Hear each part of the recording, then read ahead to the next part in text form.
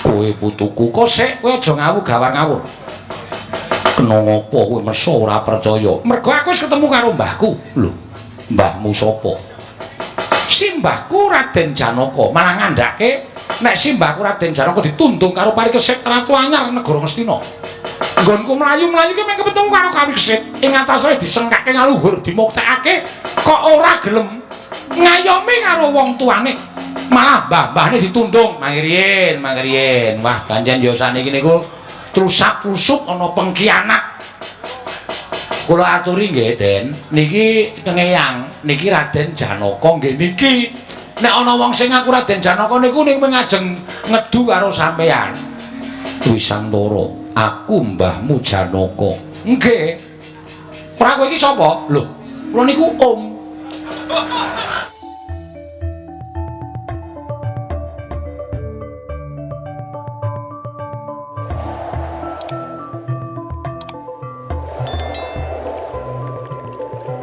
Toko wonten dawuh sinuwun. Bilung. Wonten dawuh sinuwun. Nuwun sewu, kula niku dipun timbali nyaket kok malah kaget. Kula nyumurupi Gusti kula Prabu Sawarka sampun nyawisaken pinten-pinten pedhi glondhong pengareng-areng peni-peni raja peni guru bakal guru dadi. Niku sampeyan ajeng tedhak dhateng pundi? Terus wigatosipun menapa kok mbeta Raja Brana semanten kathahipun. Miturut dongeng wis tak tampa nalika kowe crita dina Sukra Kasih ngepungkur. Nggih. Kowe tak timbali ana ing kraton negara Traju Trisna. Tak jak rembugan perkara nalika sedane Kanjeng Rama. Nganti kowe crita tirik-tirik Purwa Madyawusana wis tak midhangetake kanthi tetela. Bareng tak timbang, tak gelar, tak gulung. Tinemune pancen peperangan Gojali Suta nduk nalika semana pancen kudu dumadi. Gunane apa aku ngedhek rasa memungsuhan kelawan Kanjeng Eyang Indrawati? Jan nyatane kuwi pepundhenku. Nggih. Pawarta ing mbreta bakul sinambi wara, kabar sumebar ngebaki jagat yen to Ngastina bakal ana pawiwahan Nalindra Anyar. Lengsering Sang Prabu Kalimataya. Bakal ana gumanti ingkang Prabu negara Ngastina. Wondene kabar ingkang tak tampa ingkang gumanti keprabaning Sang Prabu Kalimataya ya kuwi kadangku Yayi Parikesit. Mula wektu dina iki wis tak cepake peni-peni raja peni glondhong pengareng paring wigati bakal tak caosake marang Yayi Prabu Parikesit tandha sumitraning Nalindra ing Traju Trisna kelawan Nalindra Ngastina. Aku nyengkuyung kelawan lenggahing Yayi Prabu Parikesit ana negara Ngastina. Piye lho ngucap syukur dene Gustimu Prabu Sawarka saiki wis eling Purwoduksina, Gek. Kuwi apik, Gek. Lah iya. Tegese nggonmu crita karo Sang Prabu Sawarka kuwi ora tok wolak-walikake pancen kenyataane dumadining perang nalika semana dadi sedaning Sinun Prabu Setija Boma Narakasura kuwi ya pancen kaya sing tok kandhake kuwi. Nek miturut kowe ya disengkuyung. Sapa ngerti awake dhewe iso diangkat dadi abdine negara Ngastina ora dadi abdine Ratu Sabrang terus. Ya. Sekali-sekali dadi abdining wong apik, dadi abdining wong becik. Lah iya. Arep bayari sithik, ning nek dadi abdining wong apik, dadi abdining wong becik kuwi kepenak. Heeh, ya bener ngono kuwi. Nek miturut kula menika sae Gusti, malah menika mangke ngraketaken pasderekan antawisipun Traju Trisna kaliyan Ndrawati kaliyan negari Ngastina. Kula ndombani kersanipun Gusti kula Prabu Sawarka. Mula kang sangka kuwi dina samengko wis tak tetepake dina iki nggonku bakal budal marang negara Ngastina ingkang wigati mung bakal kepengin nyawiji karo pepundhen Pandhawa, nyawiji karo Kanjeng Eyang Ndrawati supaya aja nganti ana panyokra bawa sing ala tumraping Sawarka Kanjeng Eyang Prabu Ndrawati. Aku bakal ngaut pepadane, bakal nyembah ngersane Kanjeng Eyang Ndrawati tandha bektine putune karo Kanjeng Eyang Gok. Niku sae sinuwun. Nuwun amin pasang Kalimantabe tina bendong kula duni dumaweng tawang tuwang sinuwun. Sampun kejoting penggalih kula ingkang sowan. Lho, iki sapa iki? Urung tau ketemu karo jeneng para ingkang sowan.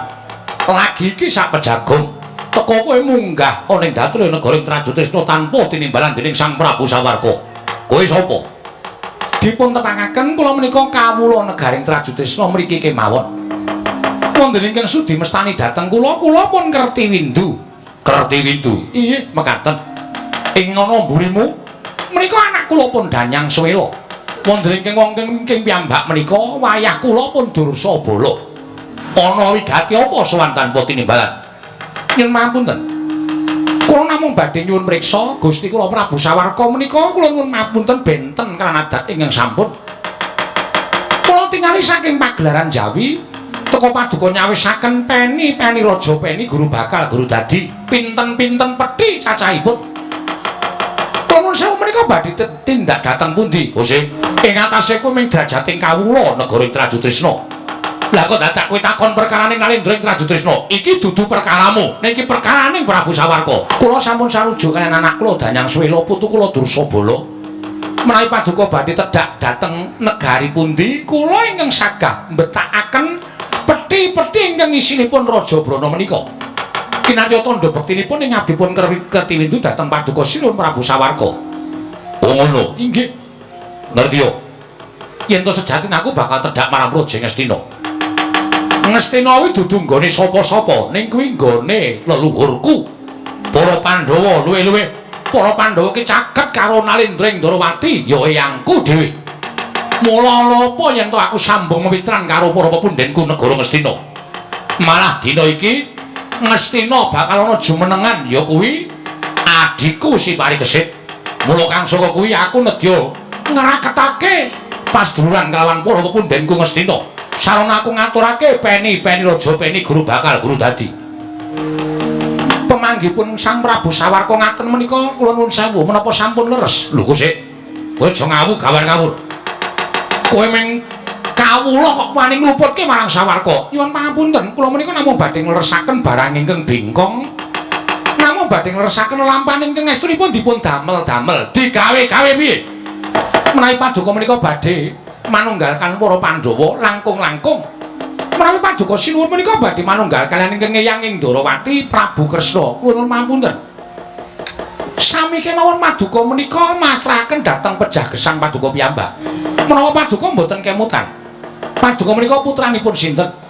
Panjenengan menika putranipun Prabu Setija Boma Narakasura. Mongko nyatanipun dok nalika semanten Prabu Setija Boma Narakasura menika seda manjing peperangan ageng ing winastan Gojali Suta. Menapa to sababipun ingkang Rama menika kula nuwun sewu?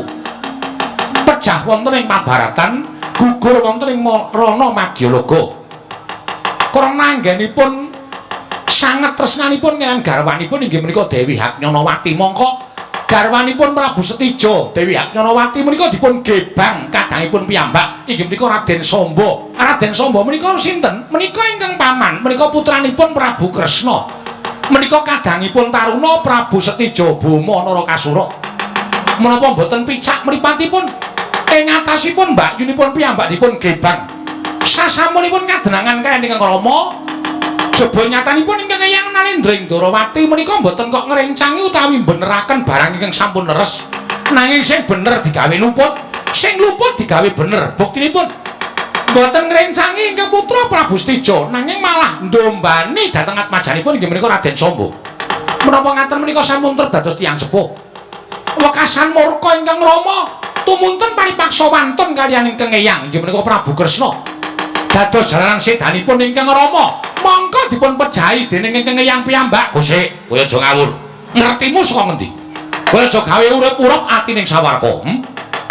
Sejatine aku wis ngerti kabeh lelakon ingkang dumadya ning Perang Gedhe Gojali Suta. Aku wis weruh kanane Kanjeng Rama pancen nampa kahanane yen to garwane digebang dening adine lanang ya kuwi Paman Samba. Nanging nalika semana Paman Samba bakal dirabekake dening Kanjeng Rama. Turta miturut ature Togog Gojali Suta kuwi kodrating jagat. Tegese kuwi peperangan ingkang wis pinesti dening panguwasaning dewa. Diselakana tanpa guna. Nadan diduwa kaya ngapa Gojali Suta tetep kelakon lan wis kudu pinesti kodrating dewa. Kanjeng Rama kudu seda ning perang Gojali Suta. Sarana Kanjeng Rama seda ning perang Gojali Suta mau, sing nyedani pancen Kanjeng Eyang Prabu Sri Bathara Kresna. Ning Kanjeng Eyang narbuka swarga tumraping Kanjeng Rama. Dadi kowe aja molak-malikke kahanan Kowe aja molak malikke crita. Menika ingkang matur sinten? Kula nuwun sewu, Togog menika mung batur. Batur ki ngertine apa? Batur menika makananipun namung wonten wingking. Lah kok iso crita dakik-dakik? Yen Gojali Suta menika sampun dipun kodrataken dening panguwasaning dewa menika. Wah, menika ngawuh gawar ngawur. Ingkang saestu menika inggih kamurkanipun Prabu Setijo. Ingkang boten narimakaken garwanipun dipun gebang ingkang paman inggih menika Raden Samba. Tumuli Nata Ndarawati malah ngewangi dhateng ingkang putra Raden Samba dados perang ageng. Prabu Setijo dipun sedani ingkang eyang piyambak. Kosek to, kowe aja ngawur. Kedah dipun taliti langkung permati dipun glejah, dipun timbang-timbang digelar lan digulung. Togog wonten dawuh. Meneng sik. Inggih. Togog ki aja tok unekke batur, Togog aja tok unekke Panakawan. Najan Togog wujude kaya ngene iki wong warak mangan gemalaning jagat legiasining kahanan. Togog wis ngerti sejarah ingkang dumadi. Selagine kowe mung kawula. Menawi Togog menika namung dapur nampi crita. Ning nek kula rak sumerep piyambak lampahan menika. Lho, apa kowe weruh dhewe? Saestu kula nyurepi piyambak. Nalika semanten ingkang Rama duka, tumunten nitih Garuda Wilmuna. Nedya tedhak wonten negari ing Ndarawati. Nalika semanten ingkang eyang Nalendra ing Ndarawati jumeneng wonten ing pagelaran. Tumuli sumurup ingkang Rama kekablak wonten ing antariksa nitih Garuda Wilmuna. Ngisis senjata cakra dipun lepasaken saking kancing gelung. Natas jangganipun ingkang Rama seda tumunten kasampiraken wonten ing anjang-anjang widodari dados jalanipun sedanipun ingkang Rama. Mboten kok mekaten ingkang paduka tampi miturut aturipun Togog menika kleru. Sing bener menika ucapipun Kertiwindu. Wah, to Mas Kuti tuwa. Pralegasane ngatiku yen to sak suwene uriping Kertiwindu ora gawe geger negara Ngastina aja duntang Kertiwindu. Sapa to kae? Kertiwindu. Kertiwindu ki sapa?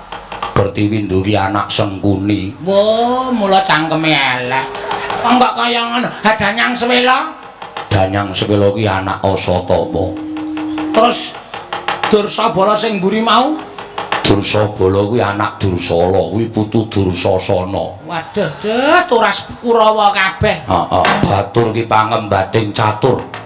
Nek iso dituturi, ayo dicegat dalan dikandhani sing apik-apik. Merga saka pocape Kertiwindu sing ngarep ngubak-ubak katentreman negara Ngastina.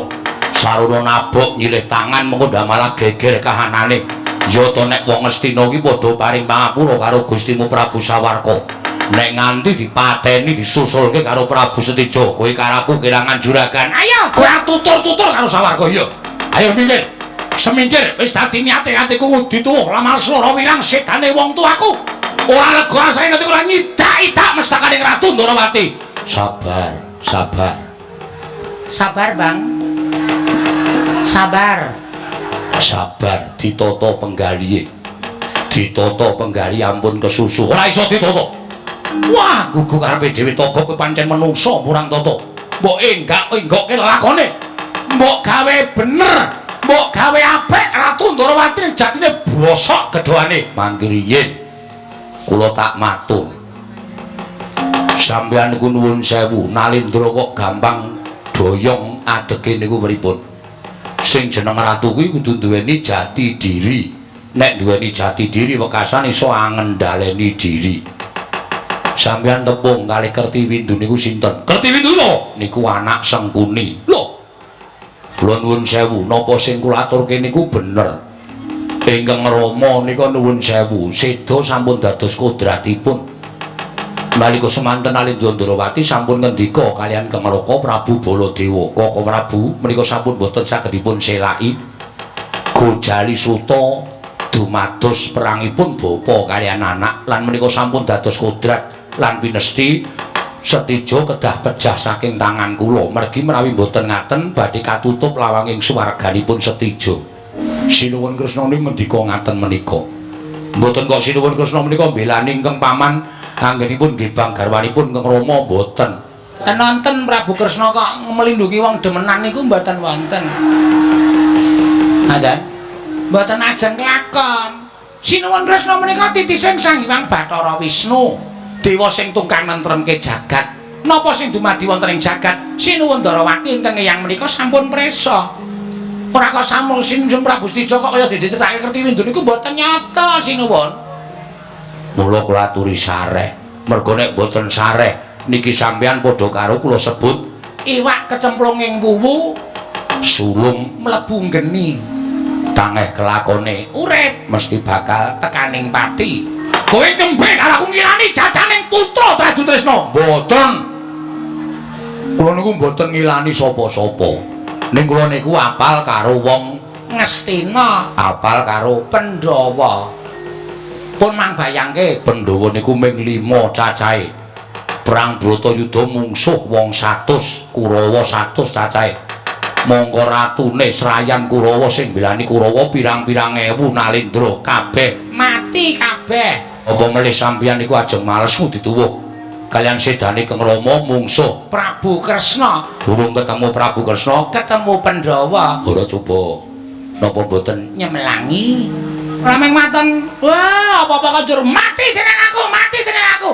rek nika didamu mati dhewe sampeyan ketemu Pandhawa malah cilaka pun apik sampeyan ngaturake glondhong pengareng-areng peni-peni raja peni guru bakal guru dadi katur kalian Pandhawa wong urip teng alam padang niku nuwun sewu apike sugih sedulur duwe dhuwit pirang-pirang miliar duwe derajat sundul langit nek randi kanca kaya wong melarat dhewe sak donya ning arep cukup uripe sedulure akeh kaya wong sugih dhewe sak donya mbiyen bibiti peperangan kalih tiyang Ngastina lho nuwun sewu sing repot kula sebabe dadak golek silian bandosa lho nggo ngopo nggo ngusung sampeyan niku ning nuwun sewu kadidean sampeyan niku durung paja-paja Kang Rama niku kagungan aji Pancasunya reksakaning bumi pendak seda tiba teng Bantala urip meneh ning nyatane mungsuh Pandhawa mungsuh Kang Eyang kentekan akal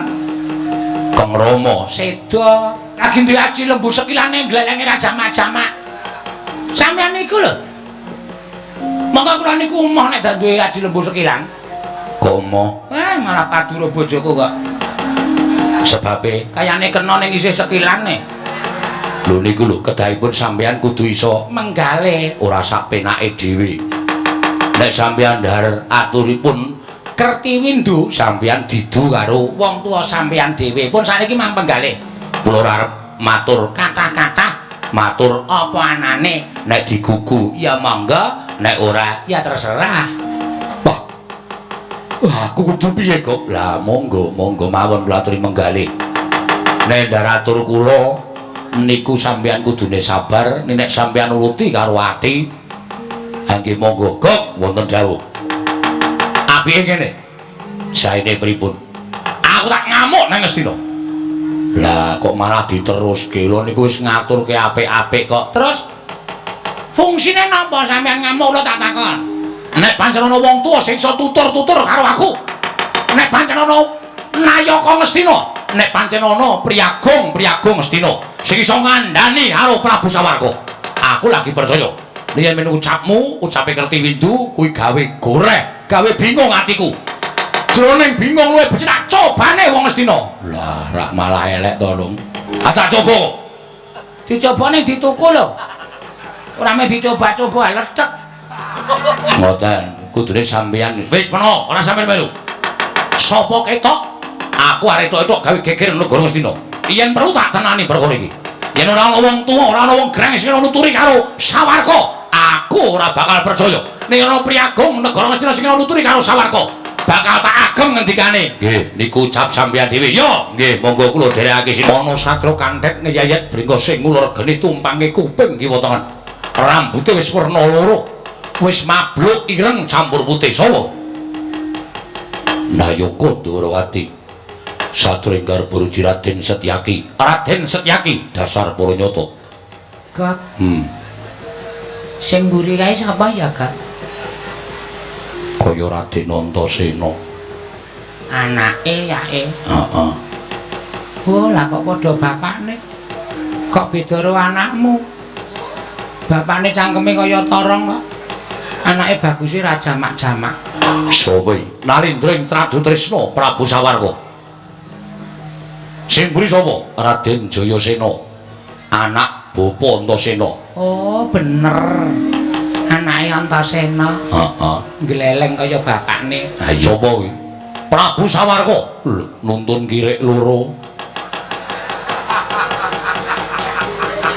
Sabar lho, Gak. Kang Antasena ki mbiyen lambene ya elek ngono kae. Kula menungso, Den. Kowe menungso to. Lho cangkeme kok ambane ra jamak-jamak. Menungso serakah ngono kuwi. Jenengmu sapa? Kula Toga. Sing mburi kok cah cilik kok melek tekan setengah siji. Cah cilik wong tuwa. Kula wong tuwa, Raden. Jenenge Kula Mbilung. oh iya aku wis tau diceritani karo kawula kasatyan Ngrandu Gombala yen ana abdi jenenge Toga karo Mbilung kuwi kowe apa piye? Nggih.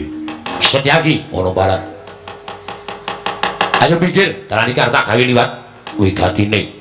Pengen sowan ning negara Ngastina. Yen wis ketemu, sato wis sowan negara Ngastina. Niatku bakal ketemu karo Kanjeng Eyang. Kanjeng Eyang sapa? Kanjeng Eyang Dwarawati. Ya kuwi Kanjeng Eyang Prabu Sri Bathara Kresna. Ngelingi yen to aku iki anak Prabu Setija Bumana Kasura. Aku Sawarka anak Prabu Setija. Nggih. Mboten nginten bilajeng andika menika kula nuwun sewu. Wayah kula piyambak. Lho, utawi kula menika rayinipun ingkang Eyang. Kula menika ingkang Eyang ingkang garpurucipun Setyaki. Ingkang Eyang menika sinuwun Dwarawati kula menika nderekaken ingkang Eyang menika sampun puluhan taun ngantos sak menika tasih nderekaken. Anggir malah kepasang yugya katujuh nginu dene Kanjeng Andika Raden Sawarka anggir Sawarka prapta wonten negari Ngastina. Monggo kula kanthi manunggal wonten negari Ngastina. Supados samangke kula sowanaken ingkang Eyang inggih menika Koko Prabu Dwarawati miwah ingkang Eyang Pandhawa. Apa anggep aku sowan Eyangku ki mung bakal ngaut pepadane Kanjeng Eyang? Ora. Aku ra ndek niat nyembah karo Kanjeng Eyang. Ning malah kepengin nugel janggane Eyangku Noting Dwarawati. Yen Eyangku wis tekaning Patuhan, idak-idak sirahe kanggo keset. Merga Eyangku wis nyedani karo wong tuaku Prabu Setija Bumana Kasura. Woh, legandang dening aku. Dani ngeyel, nggih. Dawuhipun ingkang Eyang sampun ngantos wonten ingkang dipun pisakit. Ampun dipun piloro menawi saged dipun rangkul. Rangkul piye? Sumbare wis medeni kaya ngono. Arep nggo keset mestakane Kanjeng Eyang Dwarawati jotos modar kirike bubar kabeh kalau. Wong enom ngene iki. Bres-bres ngono. Wong tuwa kok ki anomong. Ora ge perang-perang. Mati dening aku dikandhani ora gugah ayo Sawarka. Nek kena tak jum saralaris tak sowanke ning Ngastina. Yen ora sing gedhe pangapuramu yen ana pidana saka wayah-wayah Pandhawa. Sawarka piye ora nyemelangi kandhani ngeyel kok wong dikon nyawiji karo ning negara Ngastina kok malah niatku apa semua Prabu Jaya ada ida-ida sirahe. Wah iya watake Jayasena kaya bapakne Jatasi wae bres. Wah geger aku nganti nyemplung selokane kok. Gusti monggo kula aturi enget. Monggo Gusti mumpung anget. Kula aturi enget, kula aturi emut. Monggo Gusti mumpung anget kula aturi ngemut. Monggo Gusti kula aturi enget. Gusti ampun ngados mekaten ajarene putra Setija Bumana Kasura kok diantem Jayasena pisan kok nggletak. Kadhayane teng pundi diketokke, Bos? Monggo Gusti kula aturi enget. Pripun? Pripun, Bos? Ora kayane Sumbar Kresna kan tekan kene. Aida-ida sirahe. Gantil nom-noman kok ngletak iki piye? Sing mburi mau sapa jenenge, Kok? Jayasena. Jayasena itu anak Antasena. Niku bapakne padha karo Jayasena ndugal kewarisan ora iso basa, ora iso ndodhok, ora iso tata krama. Ning ngampuhe kegila-gila. Mula Antasena mbiyen ora entuk melu Bratayuda, merga nek entuk melu Bratayuda, Kurawa niku rampung ora nganti sedina, modar kabeh. Niku sejarahe ngoten niku. Siji wis sanggeni, loro Antasena. Mula dinae bagian ngrampungi Bathari Durga karo Bathara Kala. Bar niku terus do racut, do manjing kasuwargan ora entuk melu Bratayuda. Merga nek melu Bratayuda, wah geger. Lah kok nurunke Jayasena. Sampeyan kok ya dadak muni Kresna tak ida-ida. Aku lho wis krasa Jayasena terus tangane nyeketen set. Kanten siramu bres. Wah, tagok cemplung jugangan kula cemplung selokan. Jayasena sing arep mau Nika kengeyang. Eyang piye? Nika Senopati Ndorowati jenenge Raden Setyaki adine Prabu Kresna. Nika kengeyang. Lho, nek ngono kamawon eyangku. Lah nggih, kok malah sampeyan nantang kengeyang Sinuwun Ndorowati? Aja kok Sinuwun Ndorowati niku ditantang, dirasani nek ngrasani elek konangan Sencaki remuk wonge. Niku kaya ngoten niku. Setyaki. Singa Mulang Jaya. Sapa kuwi? Jenenge Setyaki. Lho jenenge loro. Oh jaman biyen jenenge pirang-pirang. Mboten ming Singa Mulang Jaya. Bima Kunting, Tambak Yuda, Wresni Wira, Yuyudana. Lho, pirang-pirang to? Niku wonge saben dina gelut, saben dina perang. Monggo kesenengane Sencaki niku nek perang. Nek ora perang sedina niku mesti pijet. Awake linu-linu. Mula Ndorowati ora tau ketekan mungsuh, mergo Sencaki digdaya tenan. Nek sampeyan ajeng majeng kok ketemu Eyang sampeyan Sencaki, pun niki tenan. Kukut jagat sampeyan. Sirna Margalayu, mergo arep awake cilik, tangane kaya gandhen wesi. Tiba teng sirah sampeyan, tuk, ngoten terus sirahe mlethek. Terus matane mendonom. Matane sapa? Matamu kuwi. Netra sampeyan. Lho nek Sencaki wis nggawa pusaka gada wesi. Ning saiki wis ora ana, Ga. Kok ora ana. Wis dijaluk dewa wis rampung Bratayuda. Ora nggawa gada wesi kuning biyen jamane Sinop gadane jenenge wesi kuning. Niku gadane ming sak lengen bayi. Niku ampuhe pol. Lho niku. Mboten kaya sampeyan. Sampeyan niku ratune cilik kok gadane gedhe ra jamak-jamak. Nek mlayu nganti suarane plok-plok. Togok, lho. Tak cobane. Tak cobane pancen tak sengaja tak gawe geger.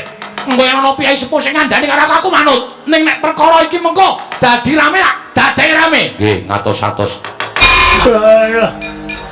Aduh, mati aku. Waduh, urip kok. Waduh, mati aku. Waduh, aku setengah mati aku.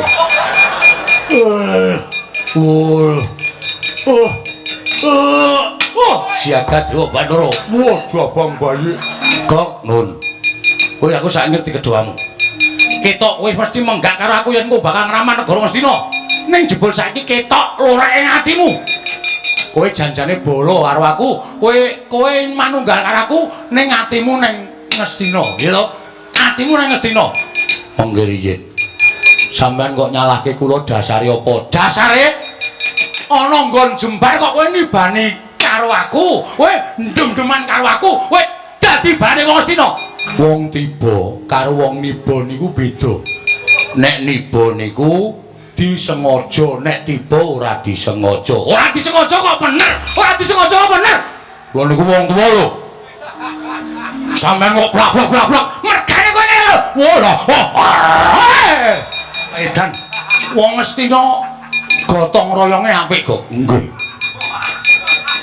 Sayuk rukun dadi siji. Temandang karyawe ewang-ewangan niku wong Astina. Niku nulat karo mbah-mbah mbiyen, bapak-bapak mbiyen. Kok sik milung endi? Modar. Klitah-klitih konangan wong Astina diantem sirahe pisan pecah dadi papat modar.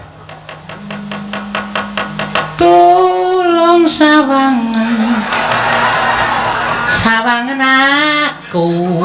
Iki mau ngomong. Wah, aku ndelok saka dhuwur ruwit jan jos. Jos piye? Ratu Gustimu ketemu Sencaki nyoba Sencaki. Sencaki diantem pisan glecak. Sandak sirahe diantem tangan tengen dies kontal. Ratu Gustimu Prabu Sawarka joget nandu nang. Ora rampung guyu, antem cangkeme karo Sencaki. Tembel aku saka dhuwur ruwit modar. Kelekar. Ratu Gustimu, iki Ratu Gustimu kok tok modar-modarke. Lho, wong mbata iki bebas.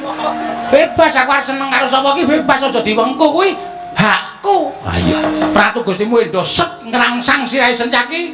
Tas-tas Sencaki ngene sik. Pembanting cies. Langsung candas sirahe antene cies, gejrek gon dengkul cies satu, gejrek gon cies. Ora ndelok kok apik tenan, Gak. Iya. Wis ngantem wis pokoke sarwa kalah. Sencaki ngoprok raine diek candak sirahe nganggo irama kendang tungget kagentung gabrus. Jayasena. Anake Antasena. Brubut Ratu Gustimu tiba. Bruk candak sirahe tung gentak-gentung brus. Kontal. Terus ana wong sing saka Ngantariksa sapa ya, Gek? Anake Gatotkaca Sajaya. Sapa? Gatot Sipuk. Wudu. Sasi Kirana. Sasi Kirana cumlorot. Nyandak sirahe Ratu Gustimu, candak sirahe sok wantil nek bres. Sing terakhir nom-noman ning awake kaya ditatu sisik. Anak Antarja. Sapa kuwi? Antar-antar cilik. Danurwenda. Danurwenda nyandak cek antil dies. Kowe lagi nglinting udut. Candak lambemu geret medun kowe aku wis batin modar cah kae. Tenan bres suarane mak. Ratu Gustimu tiba brek kowe tiba nibani dies. Kowe aku ora ketemu sapa-sapa. Wong edan. Mundur ora. Kandhane apik-apik kok nyawiji ora gelem. Malah saja arep nyoba wong Astina cobaran. Iso ngalahke karo wong Astina. Bumi langit tanggep. Kandhane ngeyel. Buayi wingi sore arep menang karo wong Gerang. Kowe syukur kowe. Sencaki nek pun ngonten iku nesu nggih, Den. Iya. Nggih. Kandhane kok ngeyel. Jotos mawon. Udar. Ndara sencaki sepelekke. Iki sapa iki? Niku Pak Dene. Pak Dene sapa? Pak Dene nika ratu nika. Nggih niku sing ojok-ojoki. Malah ngece. Tonyo mawon. Udar kowe. Ora usah melu-melu. Mboten kula cah cilik kok, Den.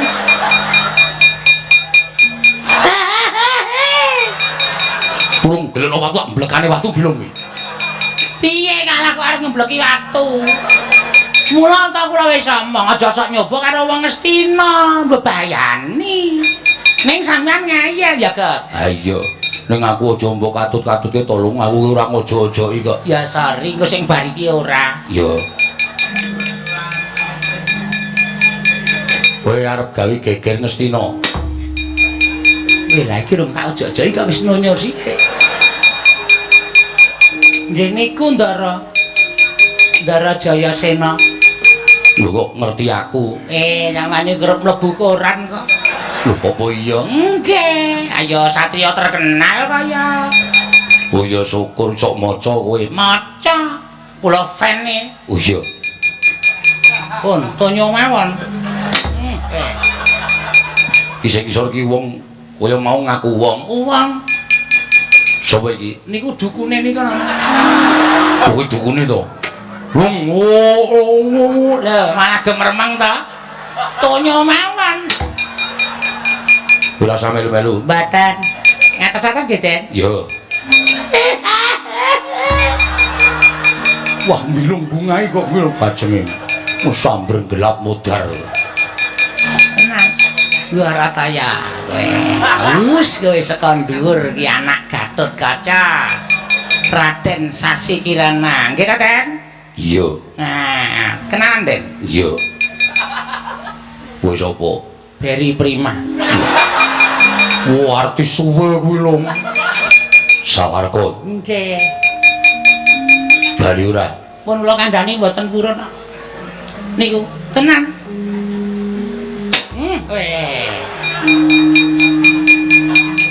Sapa? Adine Sawarga. Sapa? Sawarki. Adine. Lung. Apa ngono? Weh, malah ngece dugang mawon.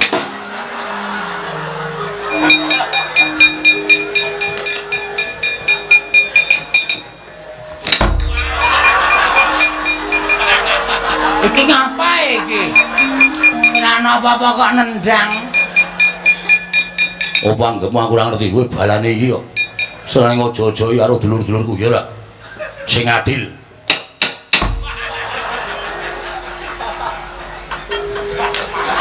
Asem.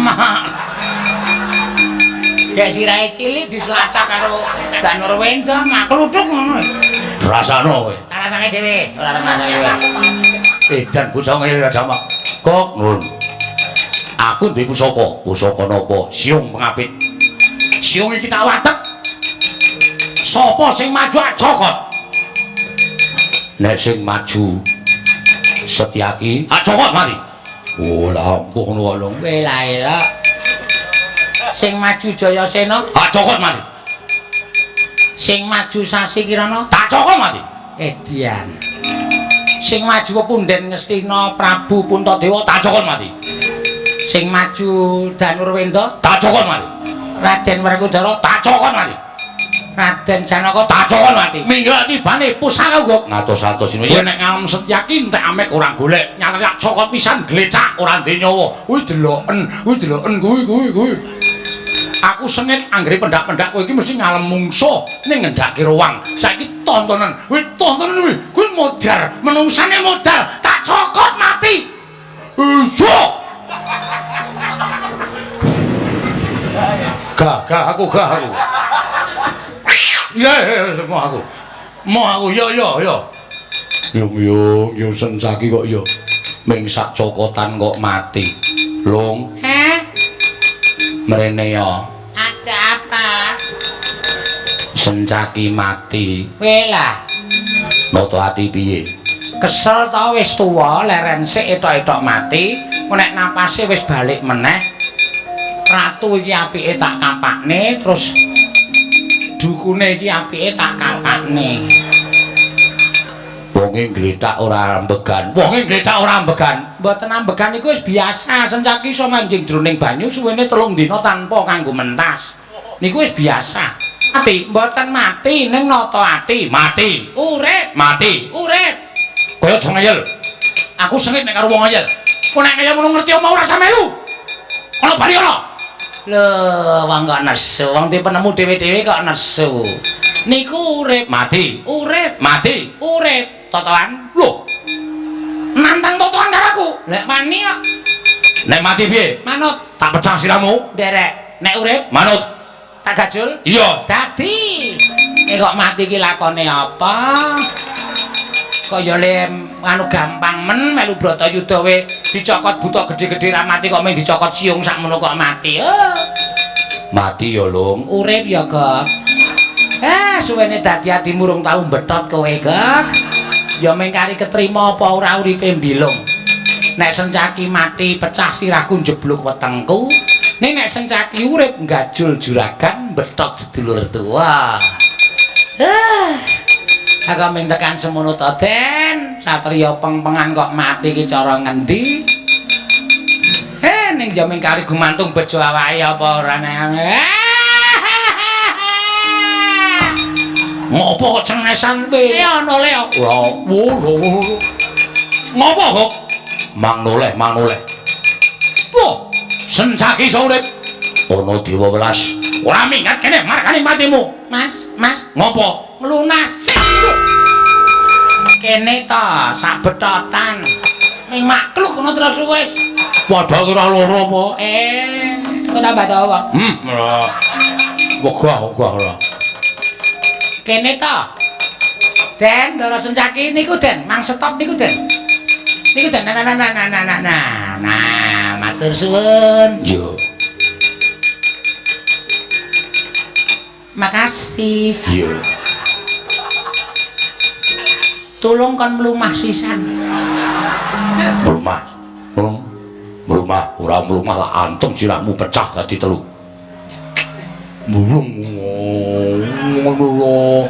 Nyo. Kene ya pasrah, Gok. Dekno mau kipo-kipo. Ora aku mung arep mbethok tilatmu kok, Gok. Es lega. Iki sing diketok sapa? Gekok. Digekok. Oh, gekok. Oh, dipetot. Oh, iki ya. Agak begini ke pagi. Setyaki aja mepito kono kan ayahku Sirnano. Mulu maju legane kati gagal mrembat. Eneng ngopo? Apa pancen ana menungsa kang bakal gawe geger Negara Ngastina? Apa pancen ana turase musuh sing bakal gawe rame Negara Ngastina?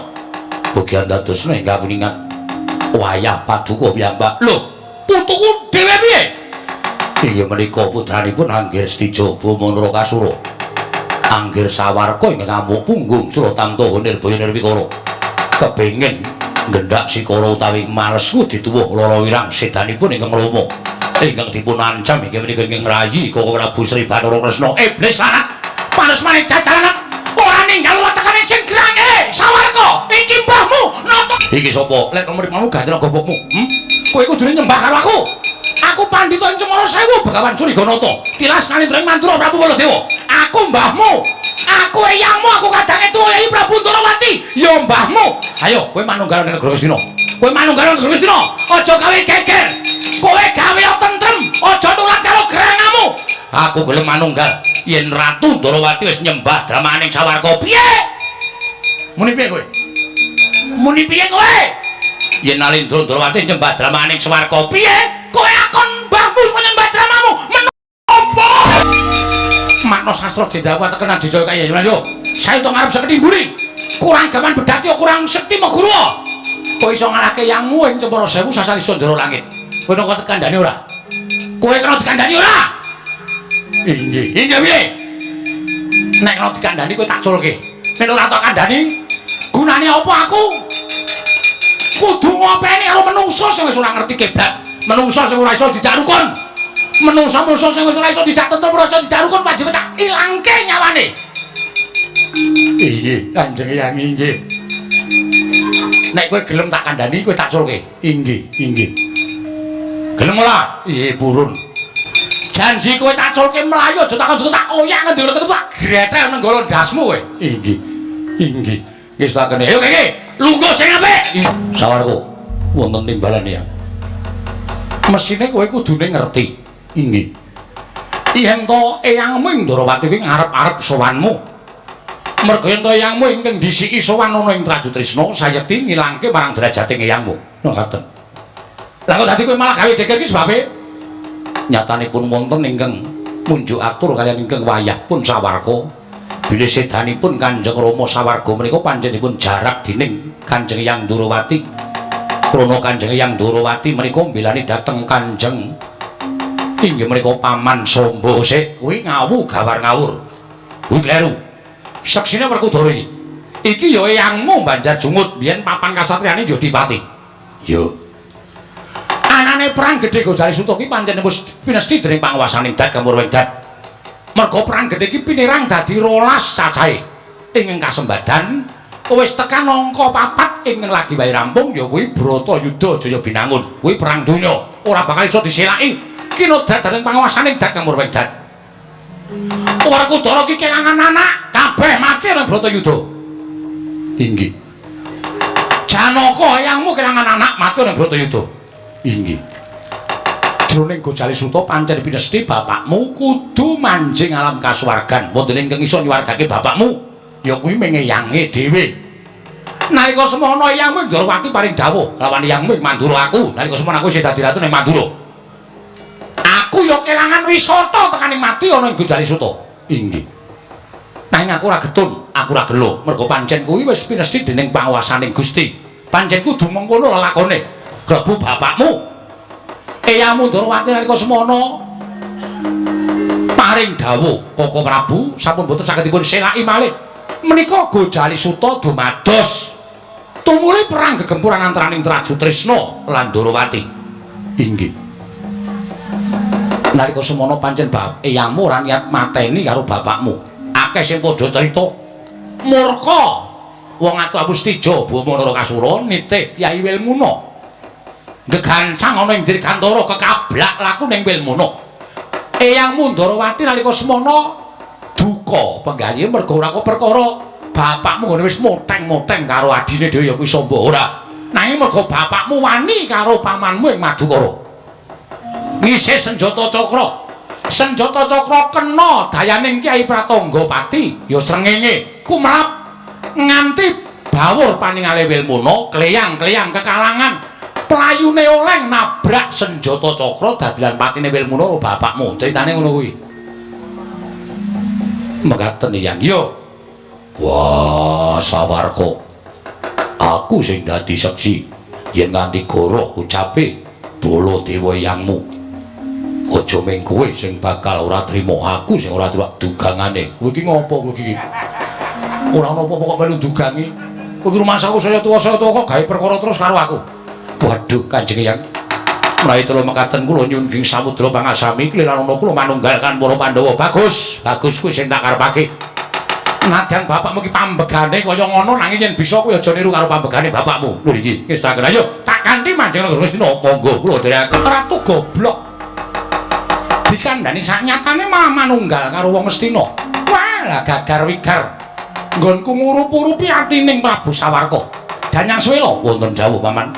Aja kendho, aja kendhat. Nggone tansah gawe bebudhak negara Hastina sarana nabok nyilih tangan. Yen perlu kudu golek turasing Pandhawa apa Kurawa sing iso diapusi kaya ngamuk nang negara Hastina. Sewawi kula dherekaken. Sampeyan kok ketingal mandhap saking pertapan Saptawarga. Ketingale sowan Kengeyang. Penemban Matswapati nggih penemban Durgandana. Kakang Semar. Uruhanira Kakang. Sayetine jroning Praja Ngastina iki mau ana pirembugan ingkang wigati sumurupa. Lamun Nyai Prabu Kalimataya wis pantok pepuntoning tekad nggone bakal lereh keprabon lengser saka dapar. Lah kok ngoten? Walanjur sinten sing gumanti ndara? Sing ajeng dados nalindra teng negari Ngastina sinten Den? Jumbuh lan ngendikane Hyang Kanika putra duk nalika semana maring dawuh kelawan panjenengan ingsun. Lamun nalindra Ngastina ora ana ingkang kuwawa lenggah dampar kejaba mung ing wis kedunungan Wahyu Ratu. Mongko wahyu ning Kalindran rinasuk dening Sawarga Abimanyu. Mula ora ana kejaba mung putu Madukara. Ya kuwi si Parikesit. Nanging gandeng Parikesit nalika semana padha dadi pirembugan. Umure nembe 14 taun. Mula lenggahing Parikesit bakal pinangku dening eyange ya kuwi ing Grojogan Sewu ya ing Cemara Sewu Kakang Premban Curiganata. Nek pancen pun ngoten ngendikaning Sinundawati nggih kedah dipun leksanani merga sampeyan sing entuk weling saka Nerada. Ya pancen mengkono Kakang Semar. Mula kang saka kuwi ayo digelak lakune prapteng negara Ngastina bareng lawan aku Kanjeng Hyang Matswapati putuku Parikesit apa dene Kanjeng Hyang Utari. Ngoten lho Den. Ora pancen kaya ngoten awi Den kula dherekaken ndak dados pengantu-antuning Sinuwun Prabu Kalimataya jumujug wonten negari Ngastina. Ayo Arjuna wonten maring adhawu. Ora tana tindak eyangmu, ayo digelak lakune prapteng negara Ngastina Wisantara. Wiratmaka piye? Sawetara nggone aku lawan Wisantara lumaku ing mangajab prapteng negara Ngastina. Jroning lumaku saktenane ana bab ing bakal ndak kandhake marang kowe Wisantara. Lho. Bab apa? Wiratmaka. Ngerti yo. Nalika aku pamit Kanjeng Ibu Titi Sari. Ya kuwi garwane Sawarga Kanjeng Rama Irawan. Kanjeng Ibu paring dawuh kelawan aku. Wiratmaka malah kepasang yugya katuju inginu. Dene yen kowe bakal kepengin nonton wisudan negara Ngastina. Ngerti yo, ingkang kawisuda mau tanurale kejaba mung kadangmu dhewe sabab ala tanpa rupa wong atuamu Bambang Irawan Raden Irawan kuwi putrane Raden Janaka. Dadi upama aku tekan negara Ngastina mengko dawuhing Kanjeng Ibu supaya didhawuhi nitik menyang endi Kanjeng Hyang Arjuna. Yen bisa ketemu malah aku pengin ngaut pepadaning Kanjeng Hyang Arjuna Wisantara. Oh sik to, kowe nyemoni aku to? Ora tembungmu sing akeh-akeh mau kuwi janjane tenan apa mung nyemoni aku? Lah kok dadi aku nyemoni karo kowe lire piye? Kowe rak kandhani. Nggone kekancang awake dhewe iki wis sawetara suwe. Nalika aku pamit karo Kanjeng Ibu Kencana Resmi garwaning Sawarga Kanjeng Rama Wisanggeni, Ibu Kencana Resmi ya paring dawuh kelawan aku. Yen to sejatine aku kuwi wayah Raden Janaka merga wong atu aku Sawarga Bapa Wisanggeni kuwi anake Raden Janaka. Kowe arep nyemoni aku ngono to kowe? Kowe pamer dumeh kowe iki wong pinter iso maca atiku. Lho, ora Wisantara. Panjen kepara nyata aku ki wayah Raden Janaka. Lho kok sik? Lah nek kowe ki wayah Janaka, aku ki ya wayah Janaka. Lah nek ngono, kowe karo aku ki sedulur Kakang Wiratmaka. Lah ora ngira. Lah kok jebul padha-padha wayah Raden Janaka. Wah. Malah seneng atiku dene aku ditemokke karo sedulur. Yo, Wisantara semono uga aku ya bombong. Yen ngono aja nganti kesuwen. Ayo padha digelak lakune. Prapta ning negara Ngastina. Goleki Kanjeng Hyang Janaka, ngaut pepadaning Kanjeng Hyang sarta ngaturake sembah kelawan Kanjeng Hyang Janaka. Yo, Aku mathuk karo kowe wis Wiratmaka. iki sapa? Ana pawongan nyegat karo aku. Kosek, aku tak takon karo kowe Cah Bagus. Wong loro nlonjong botol lakumu dalan iki pener anjuk marang negara Ngastina. Kowe kuwi sapa? Takon karo aku Wisantara. Anake sawarga Raden Wisanggeni. Ibuku kencana resmi. Takon karo aku Wiratmaka, putra sawarga Bambang Irawan. Ibuku Dewi Titisari. Niatku bakal tekan negara Ngastina sepisan nonton wisudan Ratu Anyar ning negara Ngastina. Angka loro aku pengen nyembah karo eyangku ya kowe Eyang Janaka. Lho, kowe iki putune Raden Janaka. Iya pancen kaya mengkono. Oh lah dalah anakku Dewi Santara Wiratmaka ora nyono babar pisan. Lah kok jebul ketemu putu-putuku sing tak tresnani. Lho ora kowe iki sapa to kowe? Kowe kuwi sapa? Aja ngawu gawar ngawur. Mara gage setitekno. Yen kowe kepengin ketemu karo mbahmu Janaka, ya aku iki Raden Janaka. Lho. Omong kowe Raden Janaka? Iya. Lah kok dadi Kanjeng yang nganti tekan kene mongko Ngastina lagi ana wisudan. Wisantara Wiratmaka ora nyono babar pisan jebul luput cinatur. Putuku Parikesit nadyan yuswane lagi 14 taun bakal disengkake ngaluhur. Lah ngerti yo, dina samengko Parikesit wis lungguh dampar ke Prabu ning Ngastina. Nanging ora kanyono-nyono jebul malik tinggal pambegane putuku si Parikesit. Ketitik saploke dheweke dadi ratu. Kaya-kaya ora ikhlas lan kaya-kaya ora lila yen to ketunggon wong tuane Pandhawa. Wekasan kabeh wong tuane Pandhawa ditundung lunga saka negara Ngastina. Klebu aku mbahne wae ditundung lunga saka negara Ngastina aja nganti ngucik ke Prabu ning Ngastina. Wah, gelo atiku ing atase aku ki peputu wujuding Parikesit ora nulat karo pambegane mbahne. Nanging jebul watake angkara budine Candala. Malah kabeh nayaka negara Ngastina padha disingkirake, diganteni nganggo nayaka pilihane putuku si Parikesit. Wah, lah wong apa kaya ngono? Nom-noman ning bodho, nadyan anak Janaka ning cubluk, cingkranging nalar tuna ing budi. Kowe ora ngerti nek tak du karo gerangamu dhewe. Ayo, ampyak awur-awur legane atiku. Bro, dalem. Jroning lumaku, pikirku rumangsa bombong. Liripun jebul olehku napakke prihatin kelawan anak putuku dina samangka wis katon. Pendak-pendak kuwi tak kanthi saba ngalas, pendak-pendak tak kanthi saba ngendi nggonku napakke anak putu wis kelakon.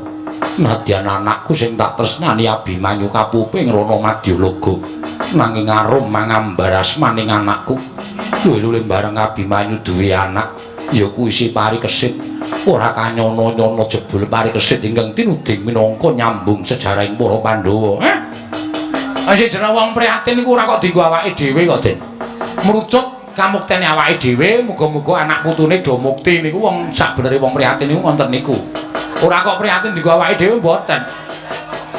Upama kula niku nglakoni poso, kula nglakoni prihatin, kula ngarit apa brata, niku sing tak tembung ya nek iso dienggo awak kula, nek ora iso dienggo anak putu kula ngoten niku kaya sampeyan. Iya, sapa kae Petruk? Pundi? Nono-noman loro. Lagune iki sapa Petruk? Duka. Sapa kok ora ngerti aku menteleng mripate. Ayo sajake wong su iki, nesu iki. Sapa kowe wong enom? Bocah kowe ngaku sapa? Tepungake, aku Wisantara. Wisantara saka ngendi? Aku Wisantara, aku saka Pertapan. Ya kuwi pertapaning Kanjeng Hyang Dewa Kartika. Pertapaning Kanjeng Hyangmu Dewa Kartika. Iya, ibumu jenenge sapa? Lho kok dadakno sing ibuku barang? Sing mburi sapa? Aku Wiratmaka. Saka ngendi? Saka Pertapan Yasarata. Ibuku Dewi Titisari. Bapakku Bambang Irawan. Bapakku Raden Wisanggeni. Aduh, putuku. Ngerti kentangku mrene lakon aku dadi aku dirangkul aku nyebut putuku. Kuwi aja ngawu gawar ngawu Raden. Teko kuwi nyebut kadangku Wisantara kanggo cebutan putuku. Putuku nggih wong bagus kuwi tak jarwani. Wisanggeni kuwi anakku, Bambang Irawan kuwi anakku. Kabeh wis ora ana dina-dina samengko Janaka ketemu karo Turasing Wisanggeni lan Irawan. Petro, non, iya anak Wisanggeni. Wah, lah bener mula kok praenane kok persis ya, Gong. Heeh. Sing burine kok Anak Irawan. wah, Kowe putuku kok sik kowe aja ngawu gawar ngawur. Kena ngopo kowe mesa ora percaya? mergo aku wis ketemu karo mbahku. Lho, mbahmu sapa? Simbahku Raden Janaka malah ngandhake nek simbahku Raden Janaka ditundung karo Parikesit Ratu Anyar negara Ngastina. Nggonku mlayu-mlayu ki mung ketemu karo Parikesit ing atase disengkake ngaluhur dimuktekake kok ora gelem ngayomi karo wong tuane. Malah mbah-mbahne ditundung mangriyen. Wah, ganjen yo saniki niku trusak-trusuk ana pengkhianat. Kula aturi nggih, Den. Niki kengeyang, niki Raden Janaka nggih niki. Nek ana wong sing ngaku Raden Janaka niku ning ngajeng ngedu karo sampeyan.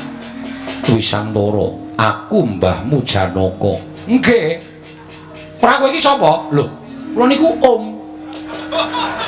Kula adine Ndara Janaka. Ndara Janaka niku ditutke ponokawan papat cacahe siji Semar, Gareng, Petruk kali Bagong.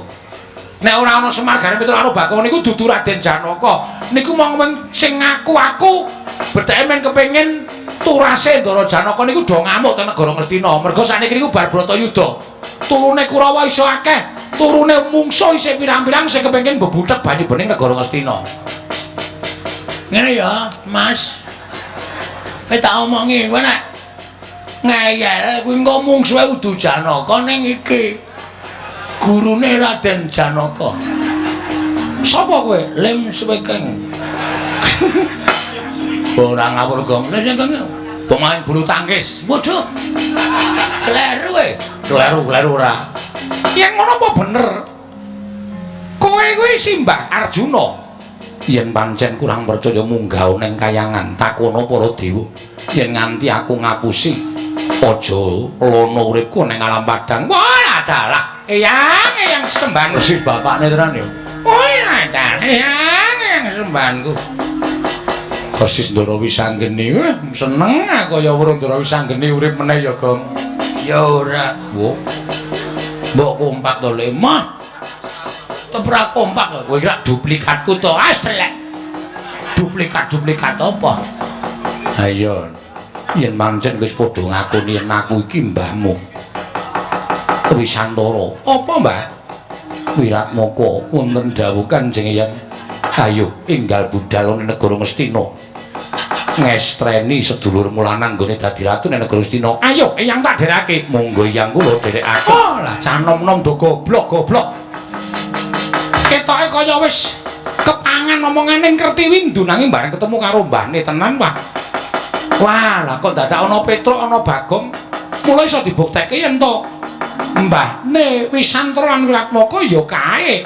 Wah, lah ta ya ora mau mandeg tekan semene Kertiwindu legane ngati. Nyuwun pangapunten menawi dipun keparengaken kula badhe nyuwun dawuh. Menika sinten? Pancakesuma. Teko Paduka sampun priksa dhateng kula. Ya mergo aku kepernah wong tuamu dhewe. Aku kuwi pamanmu. Aku putra ing Plasa Jenar, putraning Kanjeng Rama Harya Suman ya Harya Sengkuni aranku Kertiwindu. Paman Kertiwindu ya pancen mengkono. Wonten wigatos menapa paman dene Paduka rawuh wonten negari Ngamarta. Merpeki dhateng keng putra Ponadipati Pancakesuma. Pancakesuma wonten timbalan. Kabeh jagat iki wis padha nekseni yen to sira iku wayah Nalendra ing Ngastina Prabu Kalimataya. Kowe anak Pancawala, mongko bapakmu wis ora ana.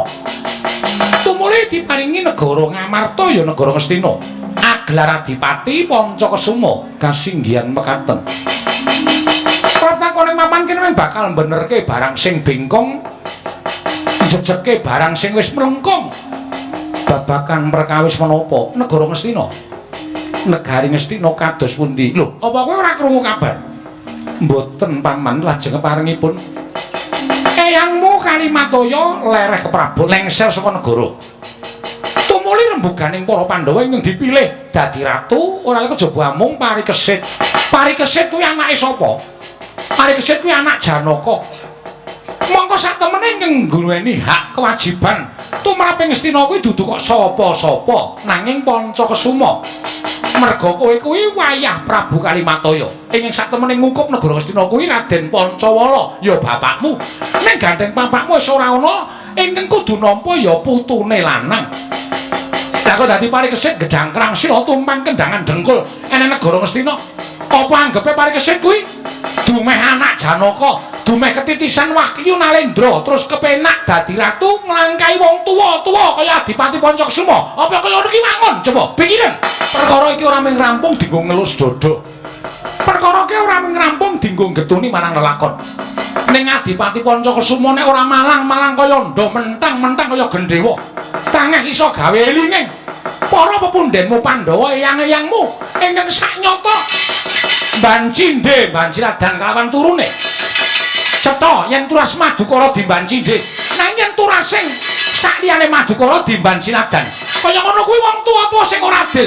Sing wajib kudu dielingake supaya adil marang putu-putune. Siji ora klakon genti sijine, sijine ora klakon genti sijine.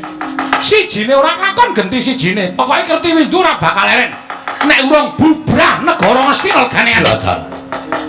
Ya jagat pangestu Ngkara. Putu Prabu Kalimataya wonten dawuh Kanjeng Eyang. Teka Putu Prabu kepareng lengser ke Prabun. Inggih. Saknyatanipun panci mekaten. Krana wahyaning mangsa kala sampun nekani bilih titik lenggang sakmangke wayah kula pun paripurna inggih pun Parikesit. Ing kedah lenggah dampar ke Prabuning Ngastina. Eyang nyuwun pangapunten. Semalah kula sampun kadhawuhan dening Kyai Kalimataya supados samapta ing gati sawiganing diri. Amangku lenggahipun anak kula utawi putu kula pun Parikesit. Ya. Putu Prabu pancen kaya mengkono. Kresna wonten maring adhawuh. Werkudara. Nggih. Janaka wonten maring adhawuh Kanjeng Eyang. Wis akeh para raja Nerpati padha ngrawuhi marang pawiwahan jemenengane putuku si Parikesit. Mula kang kono kuwi Janaka wonten maring adhawuh margake putuku iki dandanana ngestaken dawuh paduka jagat Dewa Bathara ya jagat pangestu Ngkara. Parikesit wonten maring adhawuh Kanjeng Eyang. Mataun-taun tak ampet nggonku duwe rasa tatu ingkang jero ing ora bakal iso ilang. Merga kelangan kelawan putuku si Abimanyu ing tak golo-golo tak deng-deng kaya kendhang. Supaya iso njunjung marang derajate wong tuwa disa mengko turasing si Abimanyu bakal enggak dampar ke Prabuning Ngastina. Abimanyu jangkungan anakmu Parikesit ya paripurna. Waktu dina iki tak sengkake ngaluhur lenggah dampar negara Ngastina gumanti ke Prabuning Sang Prabu Kalimataya. Kanthi jejuluk Prabu Parikesit ya paripurna. Eneng apa? Melayu-melayu tanpa tinimbalan. Matur kali sinten kula. Lho, matur karo sapa wae kena. Inggih, nderek mangayu bagya seketi jumurung. Nderek umbul donga kersanipun Gusti Ndara Parikesit-anipun dados Nalendra, mugi-mugi lestantun raharja niring sambikala kaparingan sehat walafiat. Lahir lan batosipun saged ngasta bawat pemerintahan negara Ngastina kanthi sae lan amanah. Salajengipun wonten nem-neman ngamuk punggung Suratantaha Nirbaya Nirwikara. Nuwun sewu mboten pangling nawi kula matur menapa boten dipun dukani? Ora, matur Petro. Nem-neman kala wau Adipati ing Amarta wayahipun Sinun Prabu Darmakusuma. Adipati Pancakusuma ingkang manguwuh-uwuh mboten nyarujuki lenggahipun Ndara Parikesit lenggah dampar negari Ngastina. Werkudara. Nggih. Janaka aku somong bola-bali aku ora kepengin negara Ngastina iki geger. Ora usah dadak padha nutup-nutupi alane Parikesit. Bayi wingi sore bakal ngukup marang warisaning Pancasuma. Raden Janaka aku ora butuh. Raden Janaka kuwi tak sebut kaya dene wong tuaku. Cetha yen to Pandhawa kuwi menungsa mban cindhe mban siladan. Yen turas Madukara dimban cindhe, yen turasing sakliyaning Madukara dimban siladan. Aku ora nrimakake. Ayo dadi wong tuwa kudu adil. Ora adil lakon tak amuk negara Ngastina, Kakang Semar. Mangke riyen sampean lah. Nek sampean ngonten niku napa mboten ngelek-eleki asmane Kang Eyang? Kang Eyang niku Nalendra lahir batine niku mboten iso digagapi. Nalendra lila legawa lahir lan batinipun. Mula ora nek Ndara Puntadewa Kang Eyang menika diwestani Nalendra ingkang alu diraseta, tegese getih putih merga suci lahir lan batine. Lah kok duwe putu kok kaya ngoten niku napa sampeyan mboten isin? Mboten ngorek-orek raine pasuryan ingkang Eyang nggih. Sampeyan niku ngendikan karo sapa? Niki Kang Eyang Madukara kok tanpa tata krama, tanpa nganggo unggah-ungguh. Klebon demit ngendi sampeyan? Kula ngerti sampeyan nggadahi sloga ing kados mekaten menika mboten kok saka karep sampeyan dhewe. Ning mesti eneng sing aja-ajai. Mesti eneng sing aja-ajai merga kula ngerti pambegane Kang Rama, pambegan sampeyan iku nurun karo pambegane Kang Eyang. Ning ora kaya sagedhagane iki kok wah. Srakatan kaya wong ora ngerti tata, srakatan kaya ora ngerti tata krama unggah-ungguh. Kiai Semar, ampun wangsulan. Ampun wangsulan. Ning omongan kula niku mang gelar manggulung. Monggo nek sampeyan ajeng njaluk dampar keprabon saka ingkang rayi Ndara Parikesit monggo. Ning cak-cakane ora kaya ngoten niku. Sampeyan niku putu ratu Binathara kok cak-cakane kaya maling. Eling mboten? Ora eling kula idoni sampeyan. Kula nyuwun pangapunten. Sepinten kalepatan kula diagung pangaksami Kanjeng Eyang Pancasuma wonten dawuh sapa ingkang lincipi jarang bapak, sapa ingkang adu-adu wani nabuk nyilih tangan teka putu-putu Pandhawa padha pating blengkrah polahe. Wonten ingkang mestani Kertiwindu menika tasih putra Kanjeng Eyang Patih Sengkuni. Lah rak tenan to Kertiwindu Kakang nggih niku pancen panjalmaning mungsuh. Ampun diwai urip deh. Ampun diwai urip. Niki mesti ora ado saka papan mriki nek sampeyan weruh glibete terus dipateni mawon. Niku ora bakal iso disadarke, ora bakal iso dielingke Ndara. Wis pirang-pirang wong tak bebujuk supaya gawe rusak negara Ngastina. Lah kok dadi kabeh ora ana sing kasembadan, kabeh ora ana aku karepe dhewe iki purupane kaya Satawaya iki. Aku danyang swela, danyang swela. Iya, dasar Puranyata. Ayo, takkan di rukun gelem ora? Takkan di manunggalane negara Ngastina gelem ora? Ora bakal aku manunggalane negara Ngastina. Yen bisa malah ngokop getih wong Ngastina. Piye? Ngokop ya. Wah iki Dursa Bala putu Dursasana nusula gramamu.